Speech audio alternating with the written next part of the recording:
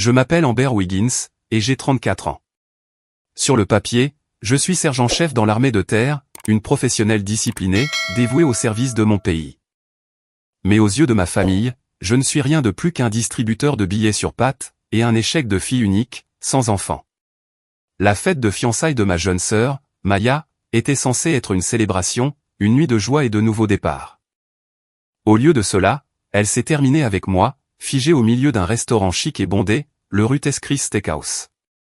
Pendant que Maya riait, et jetait un verre de vin rouge sur mon uniforme de cérémonie, elle a pointé un doigt manucuré vers mon visage. Juste devant son fiancé, un fier rangé de l'armée, elle a ricané, « Arrête ton numéro, Amber. Tu n'es qu'une secrétaire qui tape sur un ordinateur toute la journée. N'embarrasse pas Eric avec ces fausses médailles que tu as probablement achetées sur Internet. » Ma mère était assise là, témoin de cette humiliation, et n'a pas dit un seul mot pour me défendre. Elle a simplement chuchoté, « Amber, va te changer. Tu contraries ta sœur. » Il pensait que j'allais baisser la tête et encaisser, exactement comme j'en avais toujours eu l'habitude. Mais ils ignoraient une chose à propos de l'homme que Maya essayait si désespérément d'impressionner. Ce fiancé arrogant, ce ranger, venait de poser les yeux sur un détail épinglé à mon uniforme. Quelque chose de caché sous la tache de vin, quelque chose qui allait le faire se mettre au garde à vous, et annuler ce mariage sur le champ. Dites-moi dans les commentaires depuis quel pays ou état vous regardez cette vidéo. Et s'il vous plaît, cliquez sur le bouton d'abonnement si vous avez déjà été rabaissé par votre propre chair et votre propre sang. Cette histoire est la contre-attaque de chaque enfant oublié, de ceux qui ont porté le poids du monde en silence. Mais, avant que ce verre de vin ne fasse voler ma patience en éclats, je dois vous raconter le trajet qui m'a mené droit en enfer. J'ai appuyé mon front contre le volant de ma vieille Toyota Camry cabossée. La climatisation tournait à fond, frappant ma nuque d'un froid qui ne faisait absolument rien pour apaiser la migraine battante derrière mes yeux. 36 heures. C'était le temps que je venais de passer sans dormir. Je venais de passer la journée et demie précédente enfermé dans une pièce sans fenêtre, une installation d'information sensible compartimentée, située dans les entrailles du Pentagone. J'avais analysé des téraoctets de données de surveillance par drone, croisé des rapports de renseignement, et pris des décisions en une fraction de seconde, tout cela pour m'assurer qu'une équipe de SEAL ne tombe pas dans une embuscade sophistiquée en Syrie. Mes yeux me brûlaient, comme si quelqu'un y avait frotté du sable. Mon estomac se retournait, vide, à l'exception de l'acide d'un vieux café noir qui avait été mon seul carburant. J'ai baissé les yeux sur moi-même. Je portais toujours mon uniforme de service de l'armée, la tenue de cérémonie bleue. J'aurais dû me changer pour mettre des vêtements civils depuis des heures. J'aurais dû porter un jean et un t-shirt. Mais une alerte rouge était tombée à la dernière minute, m'obligeant à faire un briefing directement à un général 2 étoiles, avant même de pouvoir penser à pointer à la sortie. Au moment où j'ai été congédié, j'étais trop épuisé pour trouver des toilettes et me changer. Je voulais juste rentrer chez moi. Je voulais rester sous une douche très chaude, jusqu'à ce que l'eau devienne froide, puis dormir pendant 12 heures d'affilée. Mais je ne pouvais pas. Ce soir, c'était la soirée de Maya. C'était toujours la soirée de Maya. J'ai relevé la tête et j'ai passé la vitesse, m'insérant sur l'autoroute I-95. La circulation était un cauchemar, embouteillée à perte de vue, ce qui était typique pour un vendredi après-midi à Washington DC. Les feux arrière rouges s'étiraient comme une rivière de sang devant moi. Soudain, le silence de la voiture a été brisé. Mon téléphone, connecté au Bluetooth, s'est mis à vibrer violemment. Ce n'était pas un appel. C'était un barrage de SMS, arrivant les uns après les autres, comme des tirs de mitrailleuse. Digne, digne, digne. J'ai jeté un coup d'œil à l'écran du tableau de bord. De maman, n'oublie pas de passer à la boulangerie pour récupérer le gâteau. C'est celui qu'on a commandé, celui sur mesure à 200 €. Assure-toi qu'il n'abîme pas le glaçage. De Maya, tu as intérêt à ne pas être en retard, Amber. Eric déteste les gens qui vivent à l'heure civile. Ne me fais pas honte. Un autre de Maya, quelques secondes plus tard, oh, et n'oublie pas de transférer la compte pour le dîner au restaurant des accents gravesques possible. Ma carte a encore été refusée. Oups. J'ai serré le volant si fort que mes jointures ont blanchi. 15 messages en l'espace de 2 minutes. Pas un seul d'entre eux ne demandait, « Eh, Amber, ça va ?» Pas un seul n'a demandé, « As-tu eu une garde difficile, ou es-tu bien rentré ?» Pour eux, Je n'étais pas un soldat qui venait de passer 36 heures à garantir la sécurité nationale. Je n'étais pas un sergent-chef avec une habilitation de sécurité d'un niveau supérieur à ce que la plupart des gens connaissent. Je n'étais que la mule. J'étais le portefeuille mobile, censé distribuer de l'argent et rendre des services sur demande. Je me suis rangé sur la bande d'arrêt d'urgence de l'autoroute, les mains tremblantes. L'envie de faire demi-tour était écrasante. Je pouvais éteindre mon téléphone. Je pouvais retourner à mon petit appartement hors de prix à Alexandria, verrouiller la porte, et les laisser se débrouiller. Je pouvais laisser la carte de Maya être refusée. Je pouvais les laisser manger un gâteau de supermarché. Mais alors, la voix de mon père a résonné dans ma tête. Un enregistrement qui tournait en boucle depuis 20 ans. Tu es la grande sœur, Amber. Tu dois te sacrifier. Maya est fragile. Toi, tu es forte. C'est ton travail de prendre soin d'elle. Ce mantra toxique était ma cellule de prison depuis l'âge de 14 ans. J'ai pensé à Jocko Willink, dont j'écoutais religieusement le podcast lors de mes trajets matinaux.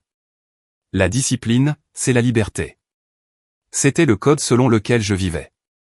La discipline me gardait alerte lorsque j'analysais des cibles. La discipline me maintenait éveillé quand tout le monde dormait. Mais en ce moment, ma discipline ressemblait moins à de la liberté, et bien plus à une chaîne. Ne blâmez pas. Prenez vos responsabilités. C'était un autre principe de Jocko. Mais de qui prenais-je la responsabilité? De ma propre vie, ou de celle de ma sœur de 29 ans, qui vivait encore comme une adolescente au crochet de ses parents? J'ai relâché un souffle qui a tremblé dans ma poitrine.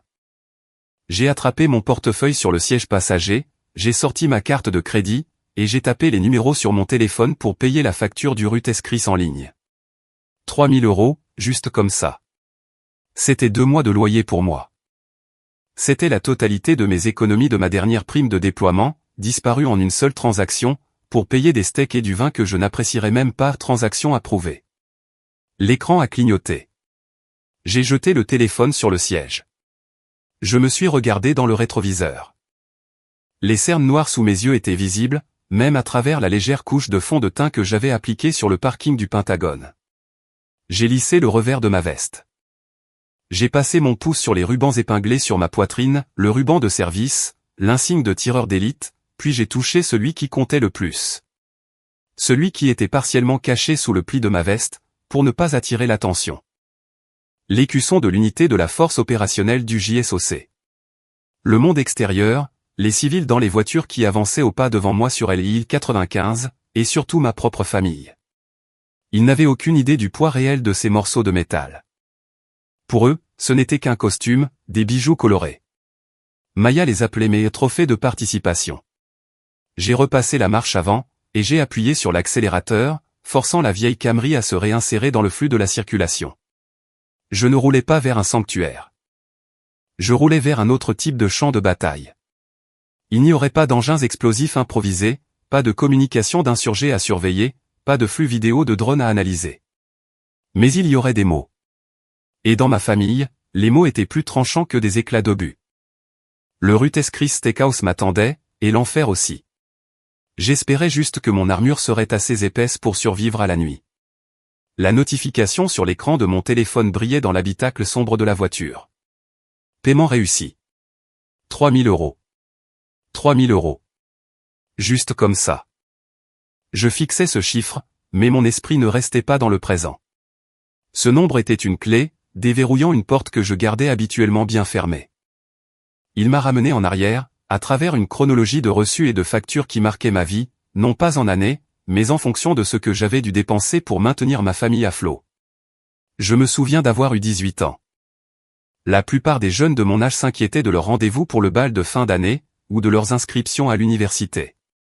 Moi, je cumulais 3 emplois. Mes matinées commençaient à 5 heures, sous les néons du McDonald's, à retourner des galettes de pommes de terre. L'après-midi, je réapprovisionnais les étagères de la bibliothèque publique, inhalant la poussière des vieux livres. Et mes nuits, je les passais à répondre aux appels dans un centre de service téléphonique, jusqu'à ce que ma voix devienne rauque. J'économisais chaque centime. Je n'achetais pas de vêtements. Je n'allais pas au cinéma. Je mangeais les repas gratuits de mes gardes au McDonald's pour pouvoir thésauriser mon salaire. Il m'a fallu 6 mois pour rassembler 1500 €. Cela me semblait être une fortune. Les mains tremblantes, j'ai acheté une Ford Taurus cabossée à un voisin. Il y avait de la rouille sur les passages de roues, et elle sentait la cigarette froide. Mais pour moi, c'était un carrosse. C'était mon billet de sortie. C'était la liberté. Mais, le jour où je l'ai conduite dans notre allée, rayonnante de fierté, mon père n'a pas souri. Il n'a pas dit « Bon travail, Amber. Je suis fier de tes efforts ». Il s'est tenu sur le porche, les bras croisés, et a regardé la voiture, puis moi. Maya a besoin d'un moyen de transport pour aller à ses cours au lycée, a-t-il dit, d'une voix qui n'admettait aucune négociation. Tu es forte, Amber. Tu peux prendre le bus. La marche jusqu'à l'arrêt sera un bon exercice pour toi. Juste comme ça, les clés ont été arrachées de ma main, avant même que je n'ai mis le contacteur sur la position parking. Ma liberté a été transférée à Maya, qui n'avait jamais travaillé un seul jour de sa vie. 2 semaines plus tard, l'appel est arrivé à minuit. Maya avait encastré la Taurus dans un poteau téléphonique après une fête. Elle était ivre. Elle allait bien. Pas une égratignure. Mais ma voiture, mes 1500 € de sueur et de graisse, était détruite. Un morceau de métal froissé dans une fourrière. Quand je suis rentré, mes parents ne criaient pas sur Maya pour avoir conduit en état d'ivresse. Ils ne lui faisaient pas la morale sur la responsabilité. Ils se sont tournés vers moi, leur visage tordu par la déception. « Pourquoi as-tu acheté un tel tas de ferraille, Amber ?» a demandé ma mère en secouant la tête. Les freins étaient manifestement défectueux. Tu aurais pu tuer ta sœur avec ce piège mortel. Ce fut la première leçon que j'ai apprise dans la famille Wiggins. Mes actifs étaient des biens communs, mais les erreurs de Maya étaient mes dettes. Les souvenirs devenaient plus sombres maintenant. Je n'étais plus une adolescente qui retournait des hamburgers. J'étais une recrue au camp d'entraînement. Mes pieds étaient couverts d'ampoules qui avaient éclaté, et saignaient dans mes chaussettes. Le froid de l'hiver du Missouri s'infiltrait dans mes os pendant nos marches nocturnes. J'étais épuisé, poussé à mes limites physiques et mentales, criant la cadence jusqu'à ce que ma gorge saigne. Dans ces rares et précieux moments de répit, pendant que les autres recrues lisaient de tendres lettres de chez eux, remplies d'encouragement et de colis de biscuits, j'ouvrais mes enveloppes. Elles venaient de ma mère. Mais il n'y avait pas de mots de fierté. Il n'y avait pas de reste forte, chérie. Il n'y avait que des chiffres. La facture d'électricité a augmenté ce mois-ci à cause de la canicule, écrivait-elle de son écriture cursive et bouclée.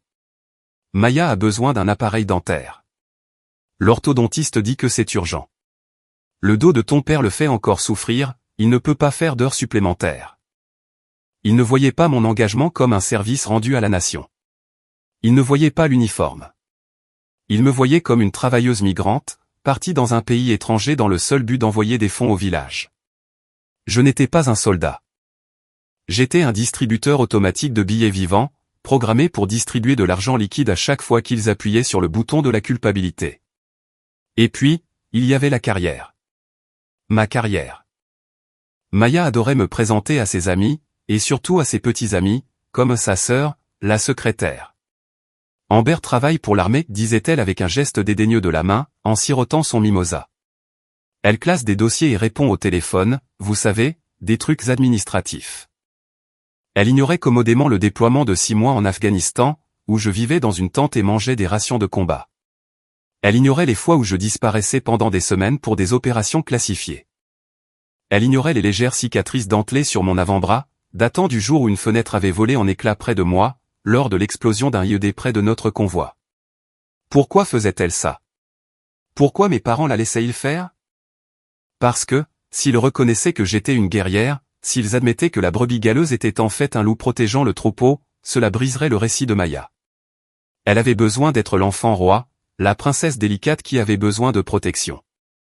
Et une princesse ne peut pas briller, si sa sœur est une dure à cuire. Alors, ils m'ont dépouillée de mon armure. Ils m'ont réduite à du papier et des agrafes. Ne parle pas des armes et des bombes, Amber, chuchotait mon père avant les réunions de famille. Ça contrarie ta mère. Ça fait peur à Maya. Dis juste que tu travailles dans un bureau. Maintiens la paix. Maintenir la paix. C'était un code pour dire, laisse-nous mentir à ton sujet, pour que nous nous sentions mieux dans notre peau. Mais le point culminant de cette tragédie tordue, s'était produit le mois dernier. Il était 2 heures du matin un mardi. Mon téléphone a sonné, m'arrachant à un sommeil profond. C'était Maya. Elle était hystérique, sanglotant si fort que je pouvais à peine la comprendre. Ils ont bloqué la carte, Amber. Ils ont bloqué la carte, criait-elle. La salle a besoin de la compte avant demain matin, ou il donne notre date à quelqu'un d'autre. Eric va me quitter. Il me quittera si je n'arrive pas à planifier un simple mariage. Tu veux que je meure seul? C'est ça que tu veux. Elle maniait la peur et la culpabilité comme un maître d'armes. Elle savait exactement où frapper. Et moi, l'idiote, le soldat entraîné qui pouvait repérer une menace terroriste sur un flux vidéo de drone, mais qui ne pouvait pas voir une manipulation juste devant mon visage, j'ai cédé. Je me suis connecté à mon plan d'épargne fédéral, mon fonds de retraite gouvernemental.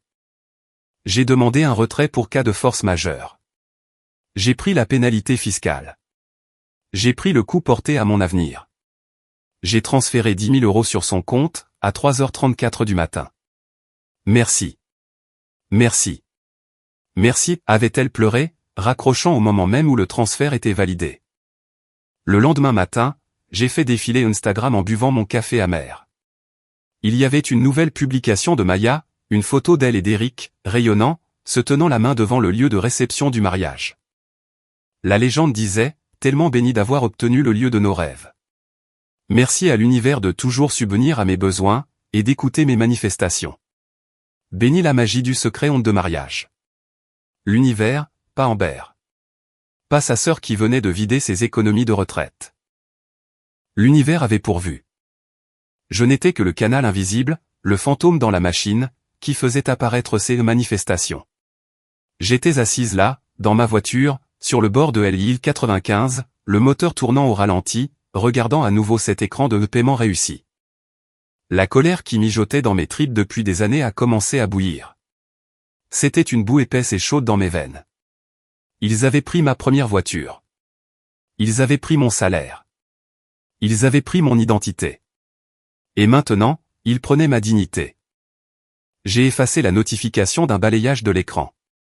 Si vous écoutez ceci, et que vous ressentez une oppression dans votre poitrine, parce que cela vous semble trop familier, j'ai besoin que vous cliquiez sur ce bouton j'aime tout de suite. Et dans les commentaires, je veux que vous tapiez un seul mot, respect. Tapez respect, si vous croyez que le soutien doit aller dans les deux sens, et qu'une famille ne devrait pas être une voie à sens unique où l'on ne fait que prendre. J'ai enclenché la vitesse. Les souvenirs se sont estompés, remplacés par la dure réalité du présent. Devant moi, à travers le pare-brise, le Ruth's Chris Steakhouse se dressait comme une forteresse. Et dans le parking, sous la lueur chaleureuse des lumières de l'entrée, je les ai vus, Maya et Eric, en chair et en os. Ils riaient. Maya se penchait vers lui, sa main sur sa poitrine, son immense bague de fiançailles, probablement payée par l'univers, étincelant dans la lumière. Il ressemblait à une couverture de magazine. Ils avaient l'air heureux, et moi, j'avais l'air d'une épave. J'ai pris une profonde inspiration, lissant le devant de mon uniforme une dernière fois. Le fantôme du passé avait fini de me hanter. Il était temps d'affronter les monstres du présent. J'ai ouvert la portière de la voiture, et je suis sorti dans la nuit. J'ai observé la scène depuis le siège de ma Camry. Le moteur était enfin silencieux, mais la chaleur du trajet irradiait encore du capot. Maya et Eric. Si vous avez déjà vu un film d'action, vous savez exactement à quoi ressemblait Eric. C'était le cliché devenu réalité. C'était un grand gaillard, taillé comme un joueur de football américain, avec des manches de tatouages courant sur ses deux bras. Même pour un dîner chic dans un restaurant de grillade, il portait un t-shirt tactique moulant, orné du crâne du puniché sur la poitrine, étiré à la limite sur ses biceps. Histoire de s'assurer que tout le monde dans un rayon de 5 mètres sache qu'il faisait de la musculation. Eric était un ranger de l'armée. Je respectais cet écusson. Je respectais l'entraînement. On ne passe pas l'école des rangers en étant un tendre. Mais il y a une différence entre être un soldat et être un frimeur. Et Eric franchissait cette ligne de manière agressive. Le problème n'était pas son service. Le problème était ce qu'il croyait du mien. À cause de Maya, Eric ne me voyait pas comme un collègue sous-officier. Il ne me voyait pas comme une paire. Dans son esprit, j'étais une femme triste d'âge moyen, qui brassait des papiers dans un bureau climatisé à Washington. Quelqu'un qui encaissait un chèque du gouvernement, pendant que les vrais hommes, comme lui, faisaient le gros du travail. Il pensait que mon salaire était un gaspillage de l'argent des contribuables. Il n'avait aucune idée qu'à peine 6 mois plus tôt, le dossier de renseignement que j'avais monté, celui qui avait identifié la planque d'une cible de grande valeur à Mossoul, était la raison pour laquelle son peloton n'était pas tombé dans une embuscade mortelle. J'avais sauvé sa vie, ou du moins la vie de gars exactement comme lui. Et lui, il me regardait comme si j'étais la femme de ménage. J'ai baissé ma vitre d'un cran. L'air nocturne a laissé entrer le son de leur voix. Ils se tenaient près du stand du voiturier, en train de fumer. Maya a glissé sa main sur le bras d'Eric. Sa voix a pris ce ton mielleux et vulnérable qu'elle utilisait chaque fois qu'elle voulait quelque chose. « Bébé, s'il te plaît, promets-moi que tu seras gentil avec Amber ce soir, a-t-elle roucoulé, en faisant la moue. Elle est sensible. Tu sais comment elle est. Elle a toujours été un peu jalouse, parce que tu es un vrai combattant, et elle n'est, tu sais, qu'une civile en uniforme. Ma poigne sur la poignée de porte s'est resserrée, jusqu'à ce que mes doigts me fassent mal. Une civile en uniforme. Eric a lâché un rire aboyeur, expirant un nuage de fumée dans l'air de la nuit. Ne t'inquiète pas, bébé, a-t-il dit, sa voix résonnant d'une confiance injustifiée. Je ne vais pas brutaliser la planquée. Il faut bien que quelqu'un prépare le café et classe les rapports, pendant que les grands garçons travaillent. Exact. Planqué. POG, personne autre qu'un fantassin. C'était l'insulte préférée de l'infanterie, une façon de rejeter tous ceux qui ne défonçaient pas des portes pour gagner leur vie. Pour lui, j'étais plus bas que terre. J'étais du personnel de soutien. J'étais inutile. Le sang m'est monté au visage, chaud et rapide. Le café? Classer des rapports? L'espace d'une fraction de seconde, l'envie d'ouvrir brutalement la portière de la voiture, et de marcher vers lui a été écrasante. Je voulais me planter juste devant son visage. Je voulais lui hurler dessus à propos de l'opération Neptune Spear.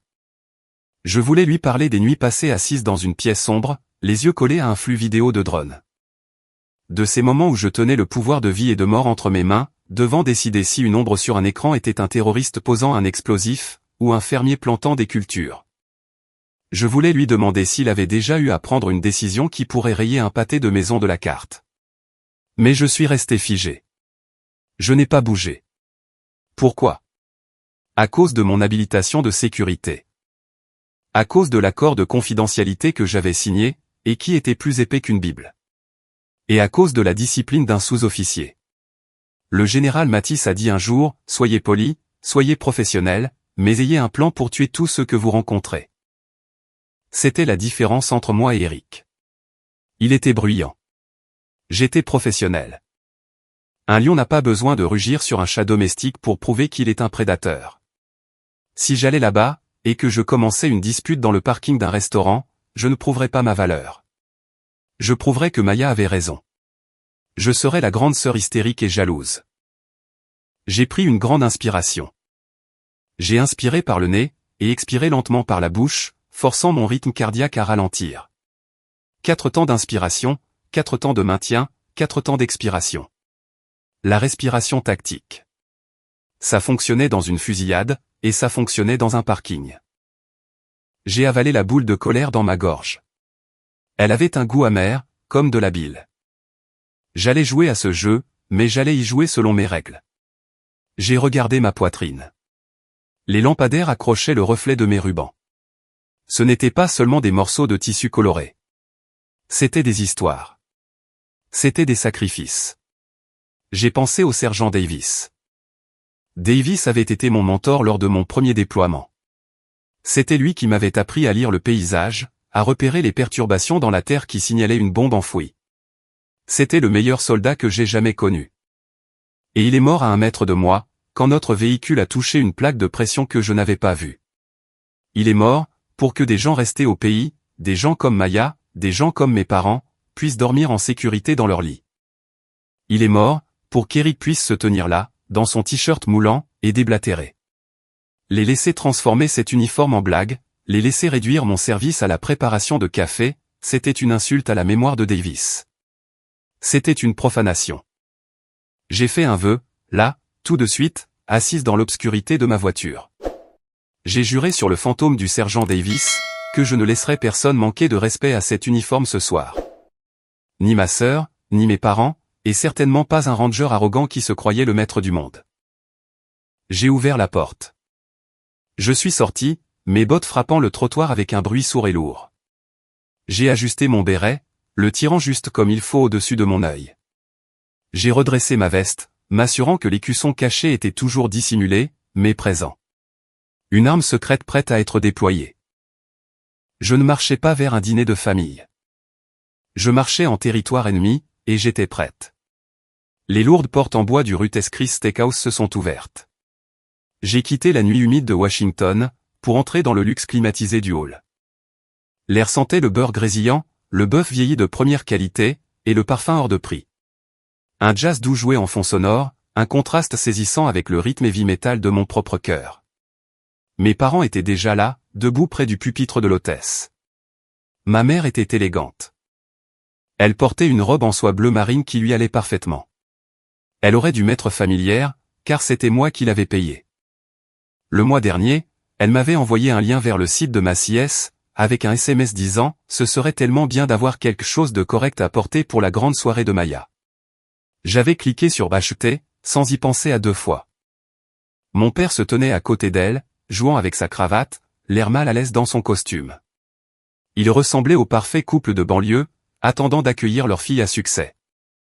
Mais quand ils se sont retournés et m'ont vu, le sourire a glissé de leur visage, comme de la graisse sur une poêle chaude. Les yeux de ma mère ont balayé mon uniforme de service de l'armée. Elle n'a pas vu les lignes impeccables, les cuivres polis, ou les rubans qui racontaient l'histoire de ma carrière. Elle a vu un costume. Elle a vu une gêne. Elle ne s'est pas précipitée pour me serrer dans ses bras. Elle n'a pas demandé « Amber, ma chérie, tu as l'air épuisée, ça va ?» Au lieu de cela, elle a pincé les lèvres et a poussé un soupir théâtral. « Oh, pour l'amour du ciel, Amber, a-t-elle dit, sa voix juste assez forte pour que l'hôtesse l'entende. Je t'avais dit de te changer et d'enlever cette tenue stricte. On dirait un agent de sécurité qui s'est perdu en allant au centre commercial. Un agent de sécurité ? L'insulte a atterri avec un bruit sourd dans ma poitrine. J'ai ouvert la bouche pour me défendre, pour expliquer l'alerte rouge, les 36 heures que je venais de passer à protéger le pays dans lequel elle vivait. Mais mon père est intervenu avant que je ne puisse parler. Il m'a attrapé par le coude, sa poigne serrée, et m'a éloigné de quelques pas de l'entrée, vers un ficus en pot. Il s'est penché près de moi, sa voix n'étant qu'un murmure dur. L'odeur de son eau de Cologne était envahissante. « Écoute-moi, Amber, a-t-il sifflé. Ce soir, c'est important. La famille d'Eric est très prestigieuse.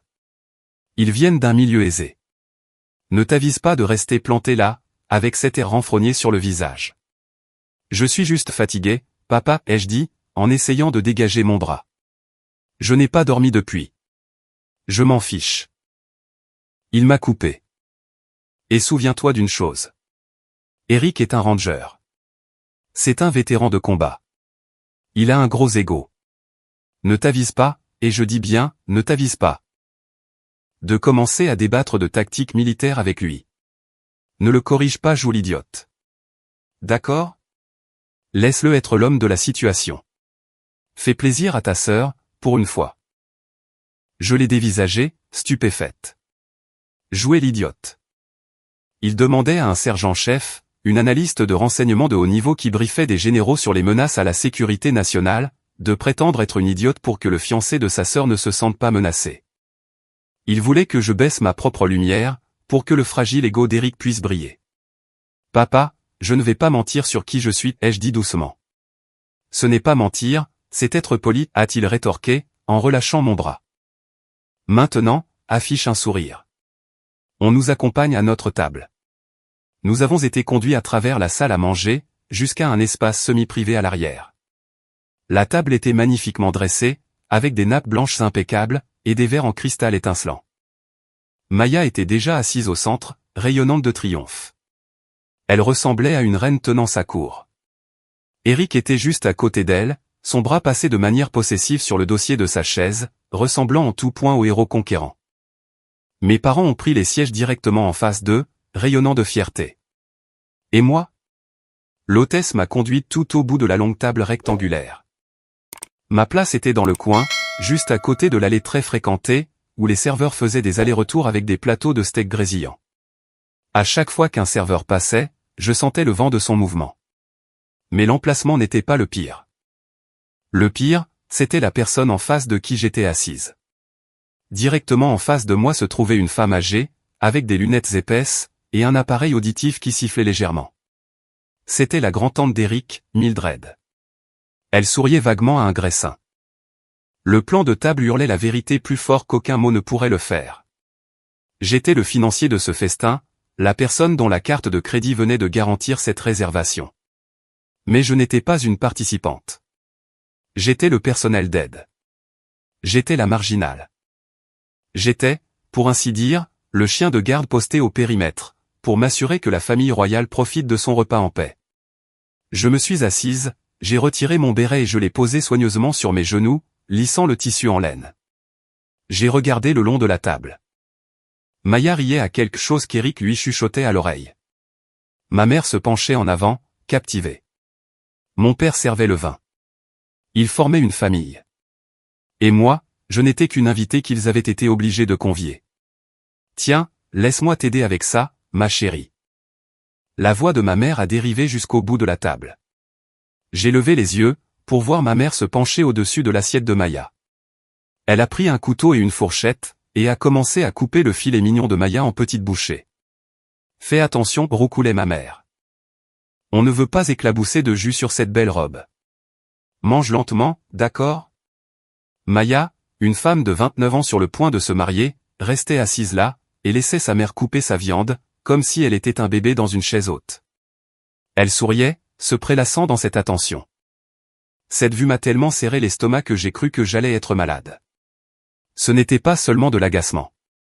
C'était une douleur physique, viscérale, qui a rouvert un souvenir que j'avais essayé d'enfouir pendant 15 ans. J'avais 19 ans. Je m'entraînais pour le test d'aptitude physique de l'armée. Je faisais des tractions sur une barre que j'avais bricolée dans le garage. La barre a cédé. J'ai fait une chute de plus de 2 mètres sur le sol en béton. J'ai entendu le craquement, avant même de ressentir la douleur. Mon bras gauche était cassé, l'os appuyant dangereusement sous la peau. J'avais trébuché jusque dans la cuisine, berçant mon bras, les larmes coulant sur mon visage, une agonie fulgurante traversant mon épaule. Maman, avais-je haleté. Je crois que je me suis cassé le bras. Ma mère était au téléphone avec une de ses amies. Elle n'a pas raccroché. Elle a couvert le combiné avec sa main, et m'a regardé avec agacement, et non avec inquiétude. Oh, Amber, franchement, avait-elle soupiré. Tu agis toujours comme un garçon manqué, à sauter partout comme un singe. Voilà ce qui arrive quand tu te comportes comme un garçon. Maman, ça fait mal, avais-je sangloté. Je dois aller aux urgences. Eh bien, je ne peux pas t'y emmener maintenant, avait-elle répondu, découvrant le téléphone pour reprendre ses ragots. Maya a son récital de danse dans 1 heure, et je dois la coiffer. Tu es une grande fille. Tu es forte. Prends le bus pour aller à l'hôpital, et ne mets pas de sang sur le tapis. J'avais marché 4 pâtés de maison jusqu'à l'arrêt de bus, berçant mon bras cassé, toute seule.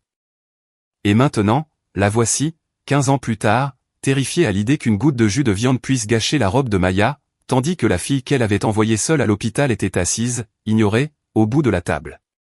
Il y a un dicton, la hache oublie, mais l'arbre se souvient.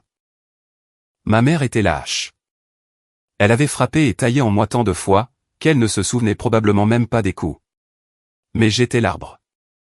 Je portais chaque cicatrice dans les anneaux de mon âme. J'ai tendu la main vers mon verre d'eau. Ma hand était ferme, la discipline d'un soldat, mais à l'intérieur, je tremblais. J'ai pris une longue gorgée d'eau glacée, essayant de faire passer le goût amer du ressentiment qui montait dans ma gorge. Je n'ai pas pleuré. Je ne leur donnerai pas cette satisfaction. Pleurer était un luxe, réservé aux personnes qui avaient quelqu'un pour les réconforter. J'avais appris, il y a longtemps, que mes larmes étaient invisibles pour cette famille. J'ai reposé le verre. La condensation était froide contre le bout de mes doigts. J'ai pris une inspiration. J'étais Amber Wiggins. J'étais sergent-chef. J'avais survécu à des zones de guerre. Je pouvais survivre à un dîner. Mais en levant les yeux, j'ai vu Eric se pencher en avant, une lueur malveillante dans les yeux. Il a levé son verre de vin, regardant le long de la table, directement vers moi. Le silence était terminé. L'attaque allait commencer. Le serveur est arrivé, posant une assiette devant moi avec un geste théâtral. « Attention, madame » a-t-il prévenu. L'assiette est à 260 degrés. Une épaisse entrecôte grésillait violemment dans une mare de beurre fondu, le son agressif et fort, reflétant la rage bouillonnante dans ma poitrine. Autour de la table, tout le monde était servi. Des bouteilles de Cabernet Sauvignon hors de prix ont été débouchées, le liquide rouge sombre coulant dans les verres en cristal. Maya s'est levée, tapant sa fourchette contre son verre de vin. Clinc, clinc, clinc. La table s'est tue. Maya a lissé sa robe, s'assurant que la lumière accrochait l'énorme diamant à sa main gauche. Un diamant dont je soupçonnais fortement qu'il avait été acheté avec le retrait de mon fonds de retraite. « Je veux juste dire quelques mots » a commencé Maya, sa voix tremblante d'une émotion répétée. « Merci à tous d'être venus ce soir. Cela signifie tout pour Eric et moi. » Elle a fait une pause pour l'effet dramatique, ses yeux balayant la table, avant de se poser sur moi avec un sourire de pitié. Et un merci tout spécial à ma grande sœur, Amber. Mon cœur a raté un battement. L'espace d'une fraction de seconde, un espoir stupide et enfantin s'est enflammé dans ma poitrine. Peut-être qu'elle va me reconnaître. Peut-être qu'elle va dire merci pour l'argent. Amber, a-t-elle poursuivi, je sais à quel point il a été difficile pour toi de venir ici ce soir. Je sais à quel point tu es occupé par ton travail de bureau, et je sais à quel point tu détestes les fêtes, et être entouré de gens. Alors? Merci d'avoir fait le sacrifice de quitter ta petite bulle pour nous. Une vague de rire poli et condescendant a fait le tour de la table. L'espoir dans ma poitrine est mort instantanément, étranglé par ces mots. Ce n'était pas un remerciement. C'était un compliment empoisonné, une gifle verbale déguisée en caresse. En 3 phrases, elle avait réussi à rabaisser ma carrière à un simple travail de bureau, et à me dépeindre comme une ermite asociale qui détestait s'amuser. J'ai forcé un sourire crispé et poli, serrant ma serviette sous la table jusqu'à ce que mes jointures blanchissent. De rien, Maya, ai-je murmuré. Eric, enhardi par les rires, et peut-être par les 2 scotch qu'il avait bu au bar, s'est penché en avant. Ses yeux étaient vitreux, nageant dans l'arrogance. Ouais, Amber, a-t-il tonné, sa voix portant à travers le restaurant. Maya me dit que tu travailles dans les ressources humaines, ou quelque chose comme ça. Des dossiers du personnel. Ça doit être palpitant. Il a gloussé, regardant autour de la table pour s'assurer qu'il avait un public. Ses cousins et amis ont ricané. C'est de l'analyse de renseignement, en fait, ai-je dit, ma voix stable mais calme. C'est ça, du renseignement. Vous, les gars, vous regardez des feuilles de calcul toute la journée. Eric a balayé l'air d'un geste méprisant. Laisse-moi te poser une question sérieuse, cependant. Puisque tu portes l'uniforme et tout ça. Sais-tu vraiment comment tirer avec une arme, ou es-tu seulement qualifié avec une agrafeuse? La table a explosé de rire.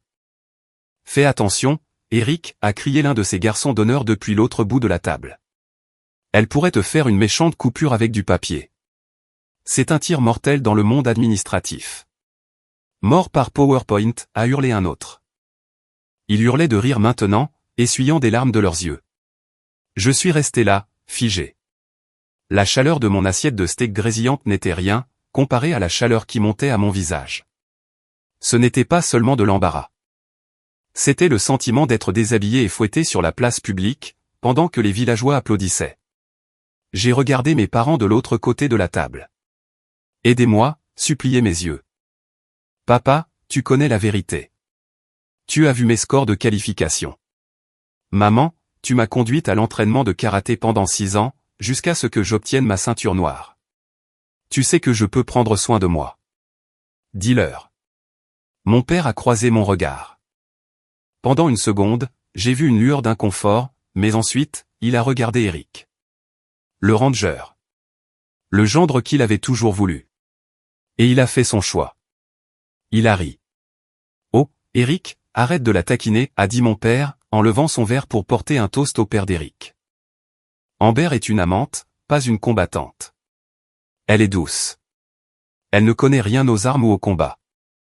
Elle est intelligente dans les livres, vous savez. bonne à l'école, mauvaise dans la vie. Ma mère a hoché la tête en signe d'accord, sirotant son vin. Amber déteste la violence. Elle a des nausées si elle voit une araignée. Ils m'ont renié, juste là, devant des étrangers. Ils ont effacé mon identité. Ils ont pris le soldat, le tireur d'élite, la survivante, et ils l'ont enterré sous un tas de mensonges, juste pour qu'Eric se sente grand. Ce reniement a fait plus mal que les insultes d'Eric. Eric n'était qu'une brute. Mais mes parents. C'étaient des traîtres. Quelque chose en moi a cédé. Ce n'était pas un craquement bruyant. C'était le clic silencieux et terrifiant d'un cran de sûreté que l'on désengage. La bombe à retardement, qui comptait à rebours en moi depuis 20 ans, a finalement atteint le zéro. Je n'ai pas crié. Je n'ai pas renversé la table. Je me suis déplacé avec la précision lente et délibérée d'un prédateur verrouillant sa cible. J'ai pris mon verre d'eau, et j'ai bu une gorgée, laissant le silence s'étirer. Les rires à table se sont tus, alors qu'ils attendaient que j'aie l'air embarrassé, ou que je détourne le regard.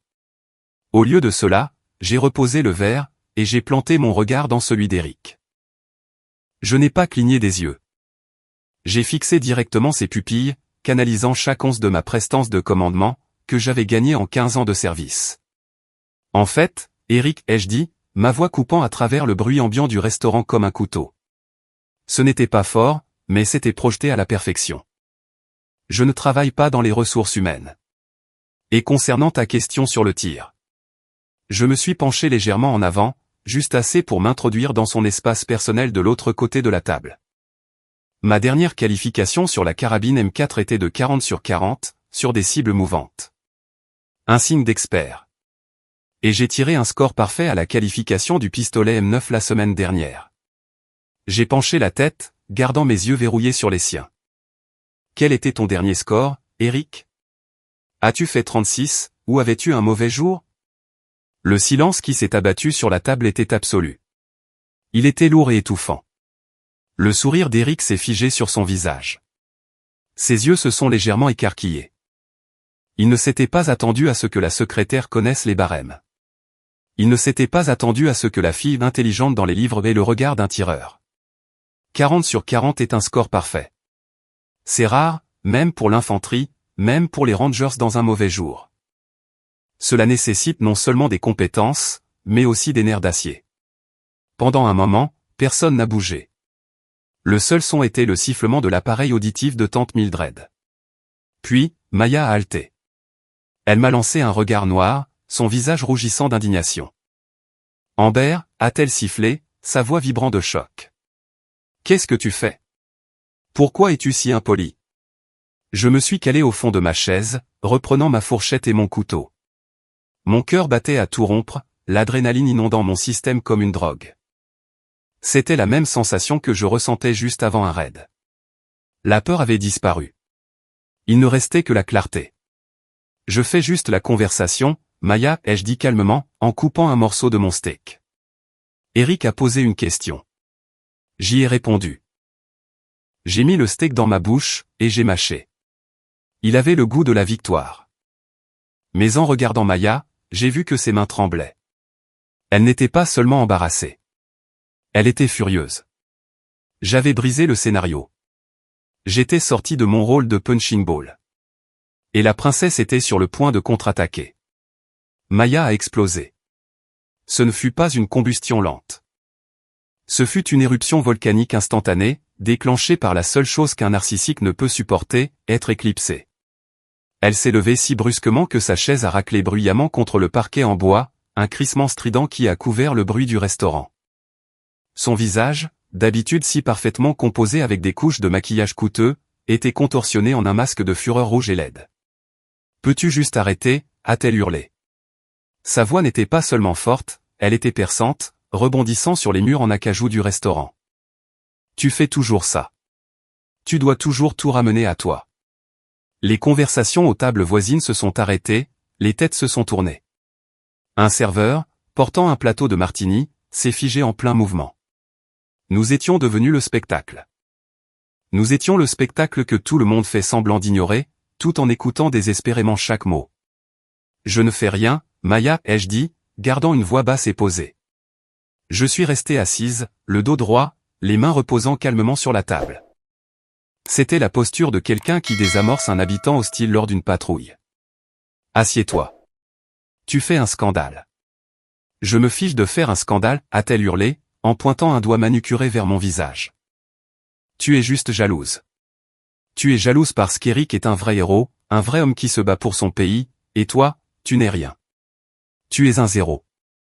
Tu es une vieille fille amère dans un costume d'Halloween, qui essaie de voler la vedette. Zéro. Costume d'Halloween. Les mots étaient conçus pour blesser, pour creuser les insécurités qu'elle pensait que j'avais, mais ils ont rebondi sur moi. J'avais été traité de pire par des insurgés talibans. Je la regardais calmement, prenant presque en pitié son manque de contrôle. Mais mon calme était de l'essence sur son feu. Elle voulait une bagarre. Elle voulait que je hurle en retour, que je pleure, que je m'effondre, pour qu'elle puisse redevenir la victime.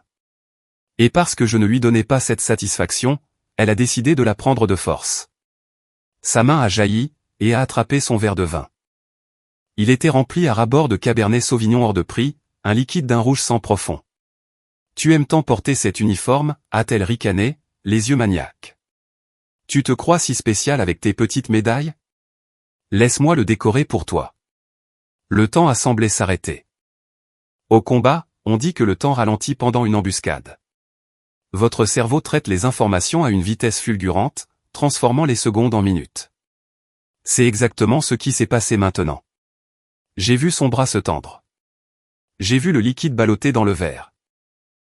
J'ai vu l'intention malveillante dans ses yeux. J'aurais pu bouger. J'aurais pu bloquer.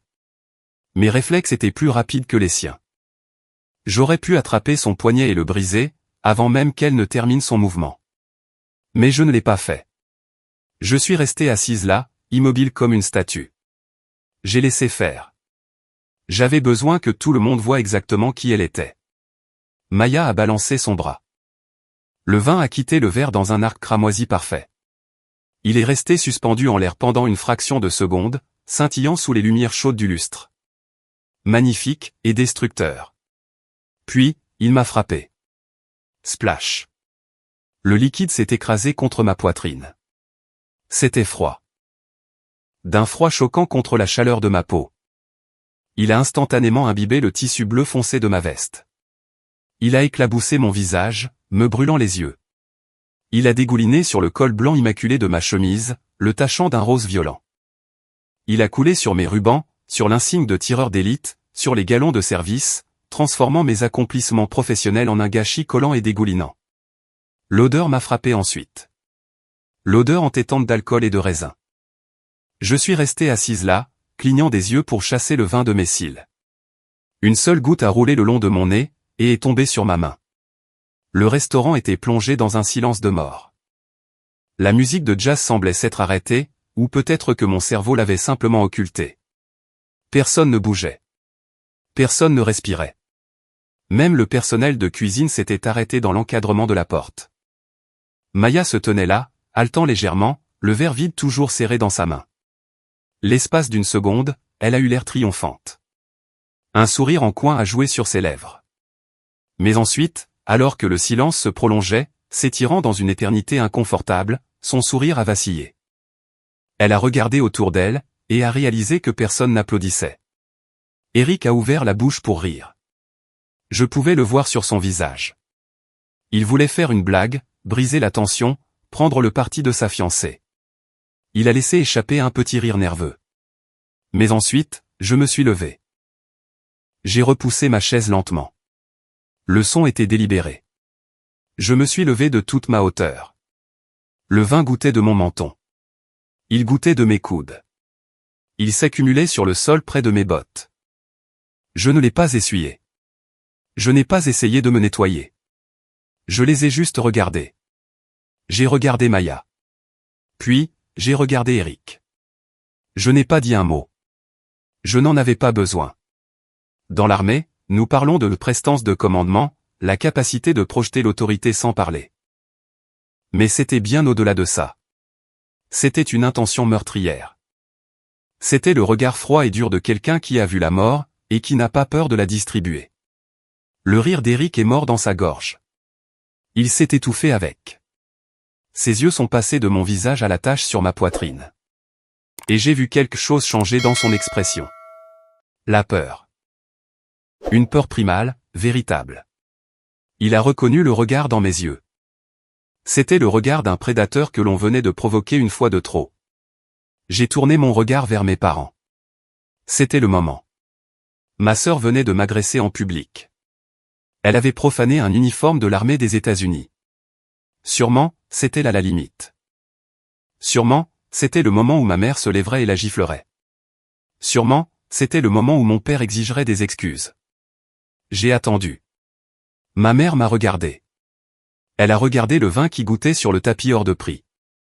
Elle a regardé les visages des autres convives, qui nous dévisageaient avec horreur. Puis, elle a tendu la main et a tiré sur la manche de mon père. Elle s'est penchée en avant, non pas pour me réconforter, mais pour prendre ses distances avec l'embarras que je représentais. Amber a-t-elle sifflé, sa voix assez forte pour que toute la table entende. Va aux toilettes et nettoie-toi, ou pars carrément. Regarde ce que tu as fait. Tu as contrarié ta sœur. Pourquoi faut-il toujours que tu causes autant de drames? Le monde a basculé sur son axe.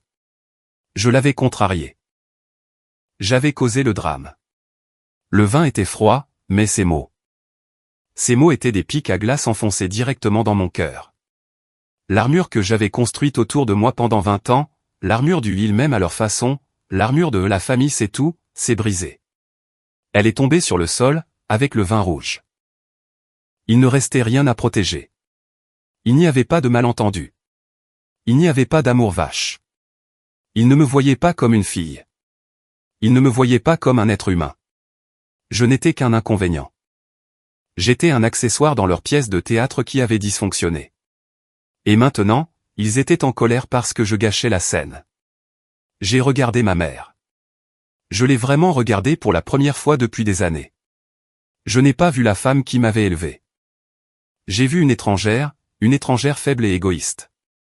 Si vous sentez la rage bouillir dans votre sang en ce moment, si vous avez envie de passer la main à travers l'écran et de hurler pour obtenir justice, s'il vous plaît, cliquez sur le bouton j'aime. Cela aide cette histoire à atteindre plus de personnes qui ont besoin de l'entendre. Et dans les commentaires, je veux que vous tapiez plus jamais. Tapez plus jamais, si vous êtes d'accord pour dire que la famille s'arrête là où le manque de respect commence. J'ai pris une profonde inspiration. L'odeur du vin était étouffante. J'ai attrapé une serviette en tissu sur la table et, lentement, méthodiquement, j'ai essuyé le liquide de mon visage. Je pars, ai-je dit. Ma voix était calme, d'un calme terrifiant. Je me suis retourné pour partir. Mais en me retournant, le mouvement a fait que ma veste mouillée s'est tendue contre mon corps. Le revers, alourdi par le vin, s'est ouvert. Et pour la première fois de la soirée, l'écusson caché sur mon uniforme a été exposé à la lumière. Les yeux d'Eric, écarquillés par la panique, sont descendus vers ma poitrine. Il a cligné des yeux. Il a plissé les paupières. Et puis, sa mâchoire s'est décrochée. Il l'avait vu. Le jeu était terminé. Je suis resté là, le vin séchant de façon collante et froide sur ma peau, à observer le visage d'Eric. Je m'étais attendu à ce qu'il rie. Je m'étais attendu à ce qu'il fasse une autre blague sur la mort par PowerPoint. J'étais déjà en train de calculer l'itinéraire le plus rapide vers la sortie, prêt à laisser derrière moi ce désert toxique pour toujours. Mais Eric n'a pas ri. Il s'est levé. Il ne s'est pas levé comme un homme ivre dans un bar. Il s'est levé lentement, rigidement, les yeux rivés sur ma poitrine. Plus précisément, ils étaient rivés sur le petit écusson discret qui avait été révélé lorsque le vin avait alourdi mon revers. C'était un écusson que la plupart des civils ne reconnaîtraient pas. Il n'était pas tapé à accent grave l'œil. Il n'y avait pas d'aigle hurlant ou d'éclair. Il était simple. Mais dans la communauté des opérations spéciales, cette simplicité hurlait plus fort que n'importe quel cri. C'était l'écusson d'unité du commandement des opérations spéciales interarmées. Le JSOC. La force opérationnelle. Eric a cligné des yeux une fois, 2 fois, comme s'il essayait de dissiper une hallucination. Il a fait un pas de plus, ignorant Maya, qui tirait sur son bras. L'arrogance qu'il avait recouvert toute la nuit, comme une eau de Cologne bon marché, s'est évaporée instantanément. À sa place, il y avait tout autre chose, de la reconnaissance, et de la peur. Il ne me regardait plus comme une secrétaire. Il me regardait de la façon dont un simple soldat regarde un champ de mines, quand il vient de réaliser qu'il se trouve en plein milieu. Eric a balbutié, son doigt pointant de manière tremblante vers mon épaule. C'est un écusson de la force opérationnelle. C'est. Vous êtes avec l'unité. Sa voix n'était qu'un murmure, mais dans le silence du restaurant, elle a porté. Il a levé les yeux vers mon visage, cherchant une confirmation. Vous êtes cibleuse. Vous êtes de ceux qui montent les dossiers. Avant que je ne puisse répondre, Maya est intervenue. Elle a lâché un rire nerveux et strident, sentant qu'elle perdait le contrôle du récit. Oh mon Dieu, Eric, arrête ça, a-t-elle crié en levant les yeux au ciel. De quoi tu parles? C'est un faux. Elle l'a probablement acheté sur eBay, ou dans un surplus militaire pour avoir l'air cool. Elle essaie juste de te piéger. Eric a tourné la tête brusquement vers elle. Le mouvement était si violent qu'il a fait tressaillir Maya. Ferme-la, a-t-il hurlé. Le restaurant tout entier a halté. Mes parents avaient l'air d'avoir été giflés. Maya s'est figée, la bouche grande ouverte. C'était son fiancé, son petit chien de compagnie, son héros, et il venait de lui aboyer dessus comme un sergent instructeur. Tu ne sais pas de quoi tu parles, Maya a continué Eric, le visage empourpré. Tu n'achètes pas ça sur eBay. C'est un écusson d'un atout de tiers 1. Porteur ça si tu ne l'as pas mérité, ce n'est pas juste un mensonge. C'est de l'usurpation de décoration militaire. C'est un crime fédéral. Personne, et je dis bien personne, ne serait assez stupide pour porter ça dans une pièce pleine de militaires, à moins d'être vraiment légitime. Il s'est tourné vers moi, ignorant les gémissements choqués de Maya. Il a dégluti difficilement. Je pouvais voir les rouages tourner dans sa tête. Il faisait le calcul, le travail de bureau, les longues heures, les descriptions vagues de mon emploi, l'habilitation de sécurité dont je ne pouvais pas parler. Tout s'est mis en place. Il a réalisé que pendant qu'il défonçait des portes, j'étais celle qui lui disait quelle porte défoncer. Il a réalisé que la secrétaire dont il s'était moqué toute la nuit était probablement la raison pour laquelle il était encore en vie pour se moquer de qui que ce soit. Il a pris une profonde inspiration, et puis, il a fait quelque chose qui a fait lâcher le verre de vin de mon père. Eric a joint ses talons. Clac. Le son a résonné sur le parquet. Il a redressé son dos, abaissant ses épaules, bombant le torse. Il a pris la position du garde à vous, puis il a porté sa main droite à son front.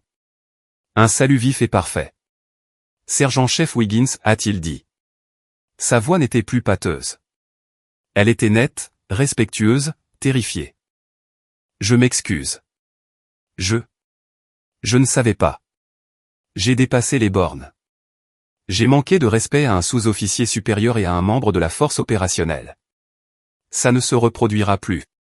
Le monde a semblé basculer sur son axe pour ma famille. Ma mère fixait Eric comme s'il lui avait poussé une deuxième tête. Mon père me regardait avec un mélange de confusion et d'horreur naissante. Et Maya avait l'air de voir toute sa réalité s'effondrer. L'homme qu'elle avait exhibé comme son trophée, sa preuve qu'elle était meilleure que moi, se tenait maintenant au garde à vous, saluant la sœur ratée. Je l'ai laissé maintenir le salut pendant un long moment. J'ai laissé le silence s'étirer. J'ai laissé tout le monde dans ce restaurant s'imprégner de l'image du grand et dur rangé, se soumettant à la femme couverte de taches de vin. Lentement, nonchalamment, j'ai levé la main. Je lui ai rendu le salut décontracté, légèrement dédaigneux, d'un sous-officier chevronné qui a tout vu. Repos, rangé, ai-je dit calmement. Vous faites un scandale. Eric a baissé la main instantanément, mais il est resté au garde à vous. Il avait l'air malade. Il avait l'air de vouloir ramper dans un trou. Je suis tellement désolé, sergent-chef, a-t-il chuchoté à nouveau. Je pensais honnêtement que... Maya m'avait dit. Il s'est arrêté. Ses yeux se sont durcis. Il s'est tourné lentement pour regarder Maya, qui se recroquevillait maintenant dans sa chaise, serrant sa serviette. Tu m'as dit qu'elle était secrétaire, a dit Eric, d'une voix basse et dangereuse. Elle l'est, a couiné Maya, les larmes aux yeux. Elle tape à l'ordinateur.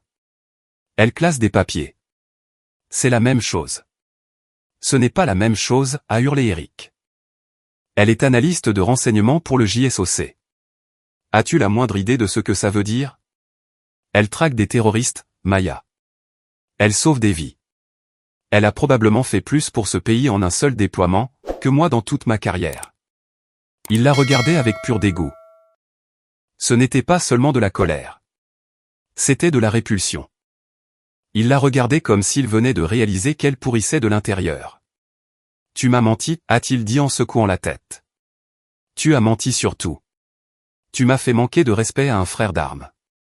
Tu m'as fait passer pour un idiot. Tu m'as fait déshonorer l'uniforme. » Eric, s'il te plaît, a sangloté Maya, en tendant la main vers la sienne. C'était juste une blague. Je voulais juste que tu sois fier de moi. Je ne voulais pas que tu l'aimes plus que moi. Eric a retiré sa main comme si elle était contagieuse. Il a baissé les yeux vers la bague de fiançailles qui scintillait à son doigt, la bague achetée avec l'argent de ma retraite. Fier de toi, a-t-il ricané. Tu es une menteuse, Maya. Et tu es une brute. Je ne peux pas être avec quelqu'un qui traite sa propre famille comme ça. Et je ne peux définitivement pas être avec quelqu'un qui manque de respect au drapeau pour lequel je me bats. Il a plongé la main dans sa poche et a sorti ses clés de voiture. Le mariage est annulé, a-t-il dit d'un ton plat. Maya a poussé un cri qui ressemblait à celui d'un animal blessé. Non, Eric, tu ne peux pas. La salle, les invités, ma vie. Tu aurais dû penser à ça avant de jeter du vin sur un sergent-chef, a répondu Eric. Il m'a regardé une dernière fois, a hoché la tête respectueusement, puis a tourné les talons. Il est sorti du restaurant, sans se retourner. Je me tenais là, sentant l'adrénaline commencer à s'estomper, remplacée par un calme étrange et creux. J'ai regardé les ruines du dîner de famille. Ma mère cherchait son air. Mon père était pâle. Maya sanglotait dans la nappe. C'était fini. Le mensonge était mort. Et j'étais la dernière debout. Le chaos a éclaté au moment où la porte d'entrée s'est refermée derrière Eric. C'était comme regarder un barrage céder. Maya a poussé un gémissement, mi-cri mi-sanglot, et s'est effondrée en arrière sur sa chaise, renversant un verre d'eau à moitié plein.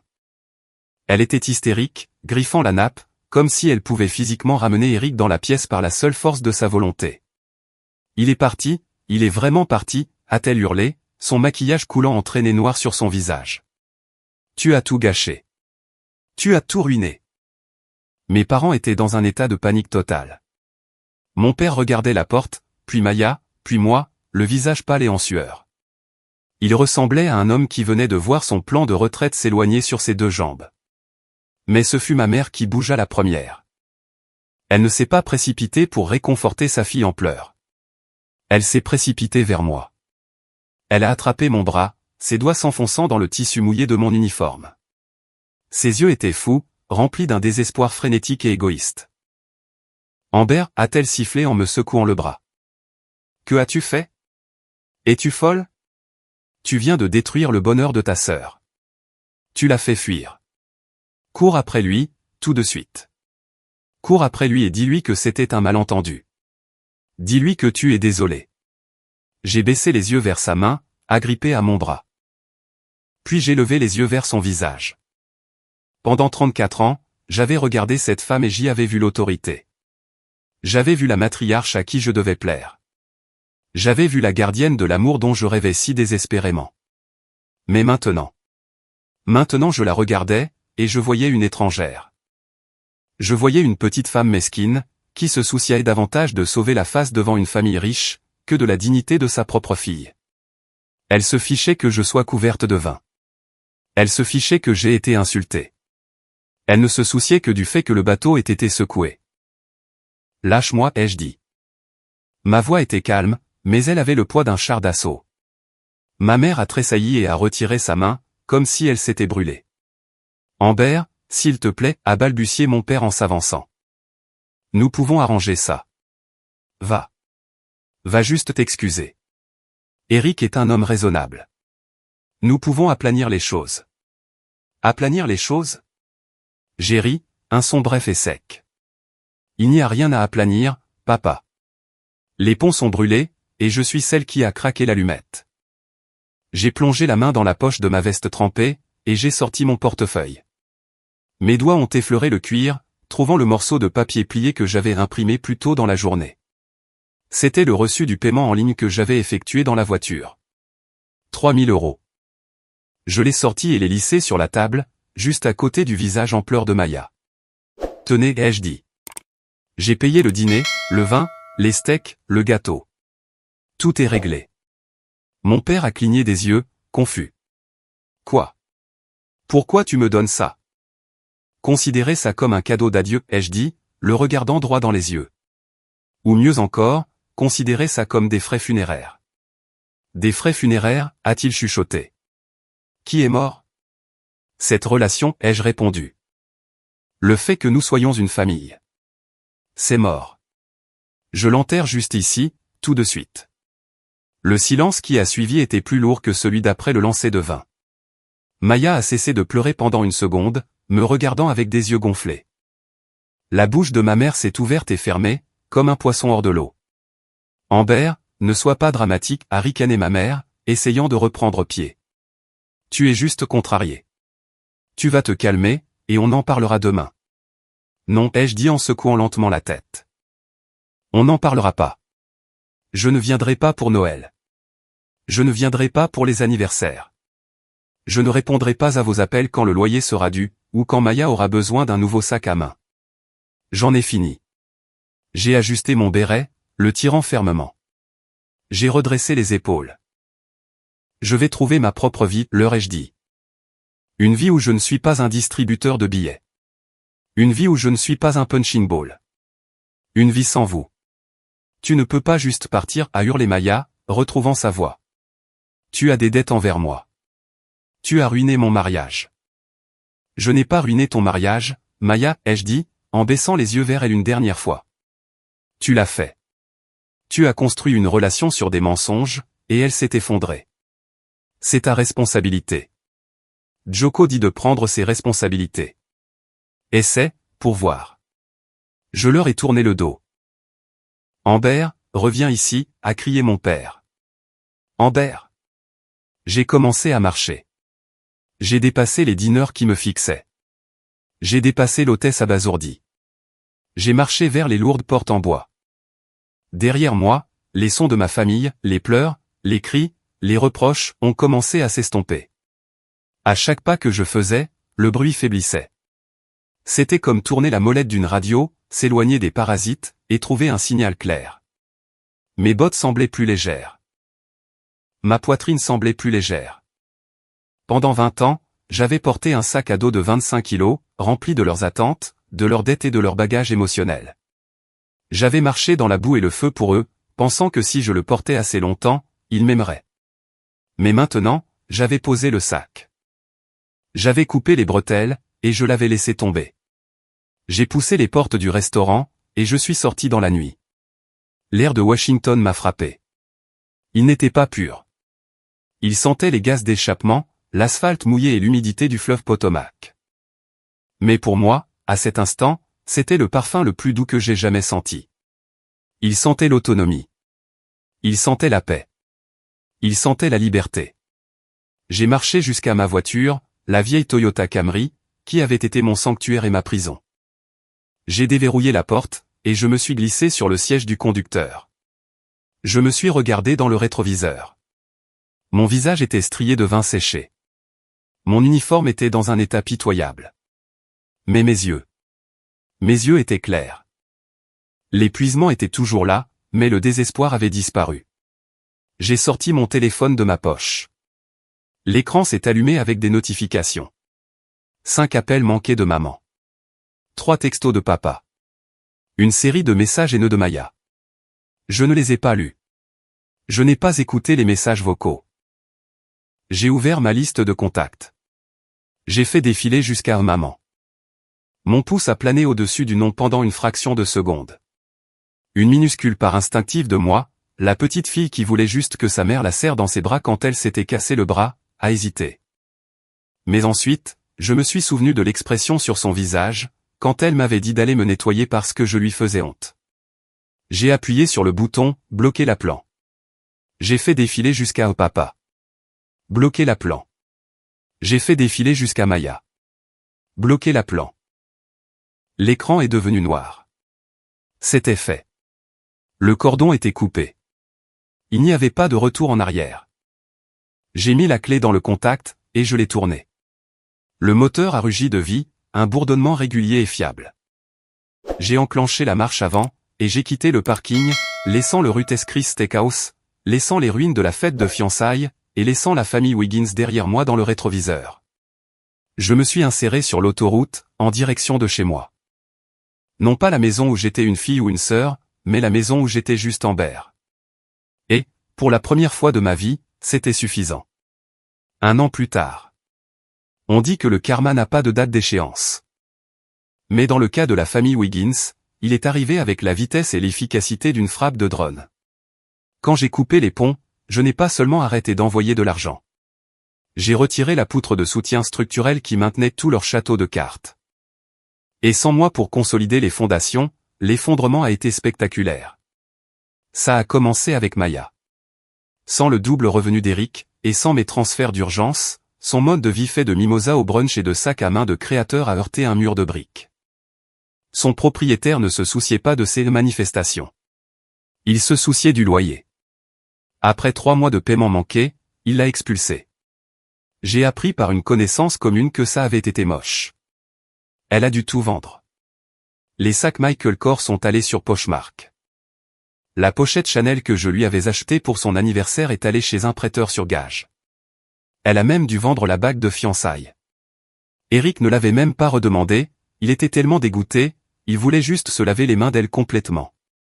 Mais même ça n'a pas suffi.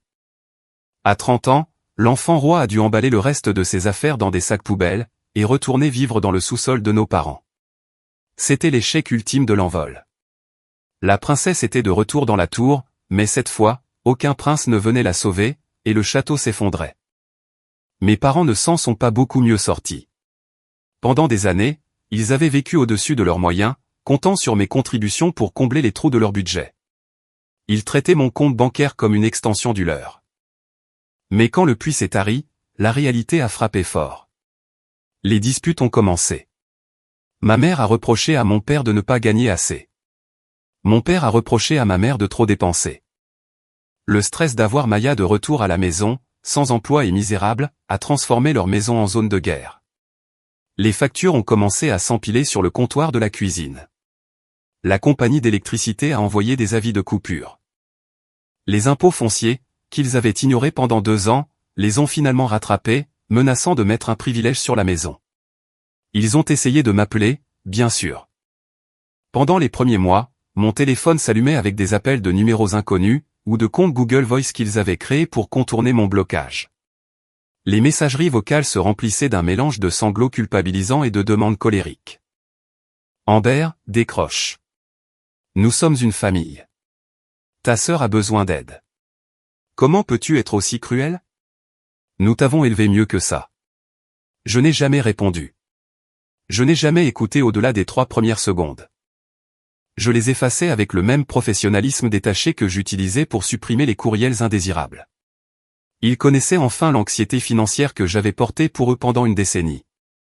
Ils apprenaient, à la dure, que la fille inutile m'était en fait la seule raison pour laquelle ils ne s'étaient pas noyés des années auparavant. Pendant ce temps, ma vie décollait. Il s'avère que, lorsque vous ne saignez pas des milliers d'euros par mois pour soutenir des parents ingrats, vous pouvez vous construire une vie assez incroyable. 6 mois après l'incident au Ruth's Chris, j'ai été promu.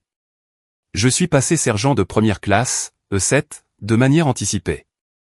Ce qui signifie que j'ai été promu avant mes pairs. C'était un accomplissement énorme. Mes commandants ont cité ma concentration inébranlable et mon leadership sous pression. Ils n'avaient aucune idée que ma nouvelle concentration venait du fait d'avoir enfin éliminé le bruit parasite de ma vie personnelle.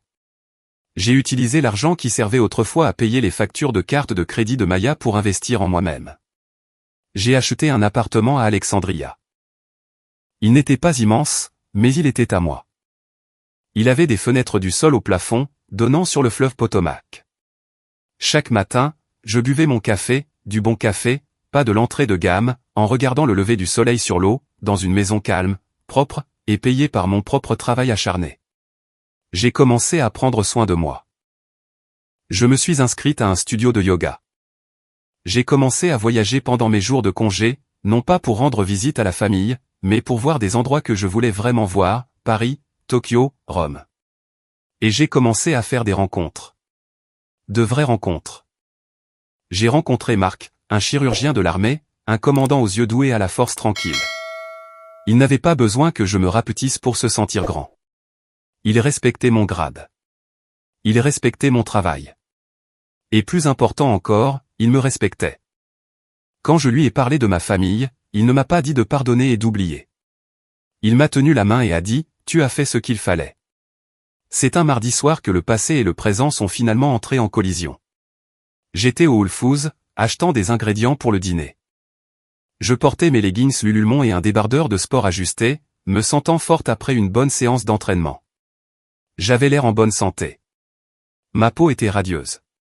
Les cernes noires sous mes yeux avaient disparu. J'ai poussé mon chariot vers les caisses. Le magasin était bondé. Les files d'attente s'étiraient jusque dans les rayons. J'ai cherché la plus courte. Caisse numéro 4. J'ai dirigé mon chariot par là, et j'ai commencé à décharger mes courses, des légumes bio, une bonne bouteille de vin, du saumon frais.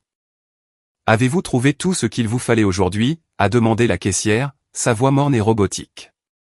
J'ai levé les yeux pour répondre, et je me suis figé. C'était Maya. Elle portait un tablier vert, légèrement taché. Ses cheveux, d'habitude parfaitement bruchés, étaient tirés en arrière dans une queue de cheval décoiffée et crépue. Elle ne portait aucun maquillage. Son visage avait l'air pâle et bouffi. Des rides d'épuisement étaient gravées autour de sa bouche. Elle avait l'air d'avoir 10 ans de plus que la dernière fois que je l'avais vue. Elle passait un sachet de choucal au scanner. Ses yeux étaient fixés sur le lecteur. Elle ne m'avait pas encore regardé. Bip, bip. Puis, elle a tendu la main vers la bouteille de vin. Sa main s'est arrêtée. Elle a dû reconnaître la montre à mon poignet, une TAGE que je m'étais offerte comme cadeau de promotion. Lentement, elle a levé la tête. Nos regards se sont croisés. Pendant une seconde, le bruit de l'épicerie s'est estompé. J'ai vu le choc s'inscrire dans ses yeux. Puis est venue la honte. Son visage s'est empourpré d'un cramoisi profond et marbré. Elle m'a regardé, forte, réussie, heureuse, puis elle a baissé les yeux sur son tablier taché. Ses lèvres se sont entr'ouvertes. Je pouvais voir sa gorge se serrer, comme si elle voulait prononcer mon nom. Comme si elle voulait dire « Amber, aide-moi ». Mais elle ne l'a pas fait. La honte était trop lourde. Elle a baissé les yeux vers le scanner, ses mains tremblant alors qu'elle passait la bouteille de vin sur le laser. Bip. Je n'ai rien dit non plus. Je n'ai pas eu un sourire en coin. Je n'ai pas ressenti de joie malveillante. Je n'ai rien ressenti du tout. Juste une profonde et paisible indifférence. Elle n'était plus ma sœur. Elle n'était qu'une caissière qui passait une mauvaise journée. J'ai tapé ma carte sur le lecteur. Le reçu est dans le sac, a-t-elle marmonné, sans établir de contact visuel. Merci, ai-je dit. J'ai pris mes sacs. Je suis parti. Je ne me suis pas retourné. J'ai franchi les portes automatiques, et je suis sorti dans l'air frais du soir, laissant Maya Wiggins à la caisse numéro 4, piégée dans la vie qu'elle s'était construite. Nous étions des étrangères maintenant, et c'était la fin la plus heureuse que j'aurais pu espérer. 5 ans plus tard. L'auditorium était rempli du murmure des voix et du bruissement des uniformes. L'air sentait la cire pour le sol et l'anticipation. Je me tenais sur la scène, la chaleur des projecteurs sur mon visage, sentant le poids du moment se poser sur mes épaules. Garde à vous pour la lecture des ordres, a aboyé l'adjudant. La salle est tombée dans le silence. Le secrétaire de l'armée a placé une confiance et une foi particulière dans le patriotisme, la bravoure, la fidélité, et l'excellence professionnelle du sergent de première classe Amber Wiggins. J'ai regardé la foule, pendant que la citation était lue. Au premier rang, il y avait 3 sièges vides. Mes parents n'étaient pas là. Maya n'était pas là. 5 ans auparavant, ces sièges vides auraient été des blessures béantes dans mon cœur. Ils auraient été la preuve de mon indignité. Mais aujourd'hui, en les regardant, je ne ressentais aucune douleur. Je ressentais de la paix. Parce que les sièges d'à côté, eux, n'étaient pas vides. Assis au premier rang, très beau dans son uniforme de cérémonie, se trouvait Marc, mon mari. Il rayonnait, tenant son téléphone pour enregistrer le moment, me regardant avec une fierté si pure qu'elle me serrait la poitrine. À côté de lui, il y avait mes gars de l'unité. Des opérateurs durs et barbus, qui détestaient porter des uniformes de cérémonie, mais qui avaient ciré leurs bottes et mis des cravates juste pour moi. C'étaient eux qui avaient pris de mes nouvelles quand j'étais malade. C'étaient eux qui m'avaient aidé à emménager dans mon appartement. C'étaient eux qui connaissaient ma commande de café, et mes peurs les plus sombres. Et, assis à côté d'eux, applaudissant plus fort que quiconque, se trouvait Eric. Oui, Eric. Après cette nuit au Rutes Chris, après avoir quitté Maya, il m'avait contacté. Non pas pour implorer mon pardon, mais pour le mériter. Il avait mûri. Il s'était déployé 3 fois de plus. Il était devenu un professionnel discret. Il n'était pas mon beau-frère, mais il était devenu mon frère d'armes. Promus au grade de sergent-maître, Marc et Eric sont montés sur scène. D'une main ferme, ils ont retiré l'ancien grade de mes épaules, et ont épinglé le nouveau. 3 chevrons pointant vers le haut, 3 arcs vers le bas. Sergent-maître. Le grade d'un leader, le grade de quelqu'un qui maîtrise son métier. Alors que les applaudissements déferlaient sur moi, j'ai réalisé quelque chose de profond. Il y a un dicton que les gens utilisent souvent à tort, le sang est plus épais que l'eau. Mais la signification originelle de cette citation est très différente, le sang de l'alliance est plus épais que l'eau du ventre maternel. Les liens que vous choisissez, les liens forgés dans le feu et les valeurs partagées, sont plus forts que les hasards de la naissance. En regardant Marc, Eric, et mon équipe, j'ai su que j'avais trouvé ma vraie famille. Plus tard dans l'après-midi, de retour dans mon bureau, j'ai trouvé une lettre qui m'attendait sur mon bureau. L'écriture sur l'enveloppe m'était familière, bien qu'elle fût plus soignée que dans mes souvenirs. C'était de Maya. J'ai hésité un instant. Le vieil instinct de me protéger s'est réveillé, mais j'étais sergent-maître maintenant. Je n'avais pas peur d'un bout de papier. Je l'ai ouverte. Cher Amber, commençait-elle. J'ai vu l'annonce de ta promotion sur la page Facebook de l'armée. Félicitations. Tu as l'air forte. Tu as l'air heureuse. Je me suis assise, passant mon doigt sur l'encre. Je ne t'écris pas pour te demander quoi que ce soit, continuait la lettre. Je sais que j'ai perdu le droit de te demander de l'aide il y a longtemps. Je voulais juste que tu saches que tu avais raison sur tout. Après le départ d'Eric, et après ton départ. J'ai touché le fond. Maman et papa ne pouvaient pas me sauver. J'ai dû me sauver moi-même. Je suis retourné à l'école, Amber. J'obtiens mon diplôme d'infirmière le mois prochain. C'est un travail difficile. J'ai mal aux pieds tous les jours. Mais pour la première fois de ma vie, je me sens utile. J'ai l'impression de faire vraiment quelque chose. Au lieu de juste prendre. Je sais que je ne peux pas défaire le passé. Je sais que je ne peux pas annuler ce verre de vin jeté. Mais je veux que tu saches que je t'admire.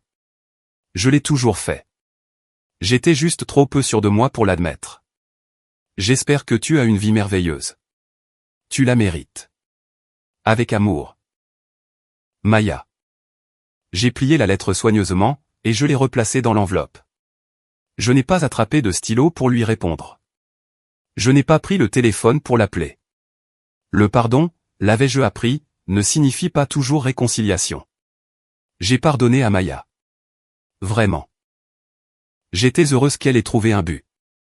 J'étais heureuse qu'elle se tienne sur ses propres jambes. Mais cela ne voulait pas dire que j'avais besoin de l'inviter à nouveau dans ma vie. Certains ponts sont brûlés, non pas pour empêcher les gens d'entrer, mais pour empêcher la toxicité de vous suivre. Je pouvais lui souhaiter du bien à distance, tout en gardant ma paix intacte. C'était la limite que j'avais fixée, et c'était la limite qui me gardait en bonne santé. Je me suis levé, et j'ai marché vers la fenêtre. Dehors, le drapeau américain claquait vivement dans le vent, contre un ciel bleu azur. J'ai pensé à la femme que j'étais 5 ans plus tôt, épuisée, utilisée, désespérée d'obtenir des miettes d'affection, de la part de personnes incapables de me nourrir. J'ai pensé aux milliers d'euros que j'avais gaspillés, en essayant d'acheter leur amour. J'avais sauvé Maya à la fin, mais pas en lui donnant de l'argent, ni en réglant ses problèmes. Je l'ai sauvée en la laissant tomber. Je l'ai sauvée en la forçant à faire face aux conséquences de ses actes. Parfois, la chose la plus aimante que l'on puisse faire pour quelqu'un, c'est de dire non. Et plus important encore, je m'étais sauvé moi-même. Je me suis détourné de la fenêtre, et j'ai regardé mon reflet dans la vitre. J'ai vu une femme entière, une femme respectée, une femme libre. Si vous écoutez cette histoire en ce moment, et que vous ressentez une oppression dans votre poitrine parce que vous vous reconnaissez dans la Amber d'il y a 5 ans, écoutez-moi attentivement. Si vous êtes celui ou celle qui donne toujours, qui répare toujours, qui sacrifie toujours, pendant que votre famille prend et prend encore. Arrêtez. Vous n'êtes pas un distributeur de billets. Vous n'êtes pas un paillasson. Vous n'êtes pas un personnage secondaire dans le film de quelqu'un d'autre. Votre valeur ne se mesure pas à votre utilité, pour des personnes qui refusent de céder elles-mêmes. Votre valeur n'est pas une monnaie d'échange à dépenser pour leurs mauvaises décisions. Ce sera dur. Ce sera terrifiant. Ils hurleront. Ils pleureront. Ils vous traiteront d'égoïste. Laissez-les faire. Mettez votre armure. Tenez-vous droit, les épaules en arrière, le menton haut. Sortez de ce restaurant. Bloquez ces numéros. Conduisez dans la nuit. Parce que dehors, dans le monde, au-delà de la culpabilité et de la manipulation, il y a des gens qui attendent de vous aimer. Il y a des gens qui attendent de vous respecter. Il y a une vie qui vous attend, une vie plus grande, plus brillante, et plus belle que vous ne pouvez l'imaginer. Je suis le sergent-maître Amber Wiggins, et voici mon dernier ordre pour vous, vivez pour vous-même. Ce n'était pas seulement ma bataille. C'est une guerre que beaucoup d'entre nous mènent en silence, chaque jour. Maintenant, j'ai une dernière mission pour vous. Si mon histoire vous a donné l'étincelle pour enfin tracer votre propre ligne dans le sable, je veux vous voir dans les commentaires. Tapez liberté ci-dessous, pour revendiquer votre nouvelle vie. Ne laissez pas votre histoire se terminer dans le silence. Cliquez sur le bouton j'aime pour saluer chaque brebis galeuse devenue un loup, et abonnez-vous à cette chaîne. Nous construisons une nouvelle famille ici, une famille basée sur le respect, pas seulement sur le sang. Rompez.